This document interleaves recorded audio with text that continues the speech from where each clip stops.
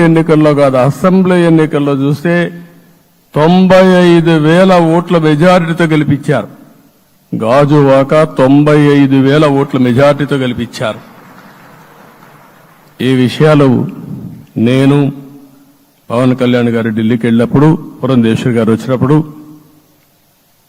ఈ రాష్ట్రంలో ఇచ్చిన మ్యాండేట్ వల్ల ఢిల్లీలో మమ్మల్ని అందరూ గౌరవించే పరిస్థితికి వచ్చారు. మీ గెలుపు వల్ల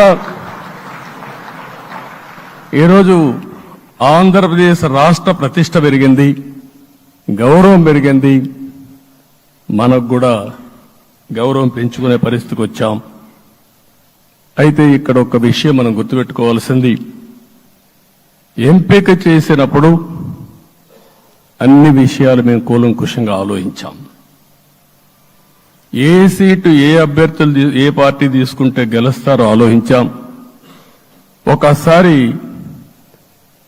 అవి నేను చాలాసార్లు చూసినప్పుడు సీట్ల ఎంపికలో చాలా సమస్యలు వచ్చేటివి.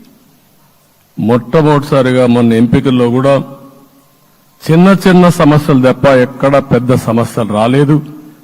అంటే మేమందరం కూడా ఒకటి ఆలోచించాం, గెలిపే ధ్యేయంగా పనిచేయాలి. కాబట్టి ఏ సీట్లో ఎవరు సీట్ ఇస్తే వాళ్ళు గెలుస్తారో ఆ సీట్లే ఇచ్చాం. అదే సమయంలో సీట్లు ఇచ్చిన తర్వాత ప్రతి ఒక్కరూ గౌరవించి గెలిపించే బాధ్యతకు వచ్చారు. ఇంకొక పక్కన ఈరోజు మిమ్మల్ని అందరినీ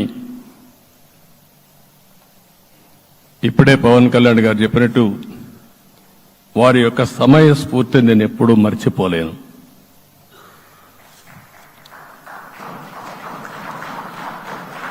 మొట్టమొదటిసారిగా నేను జైల్లో ఉన్నప్పుడు వచ్చాడు. వచ్చినప్పుడు నన్ను పరామర్శించాడు. బయట వచ్చి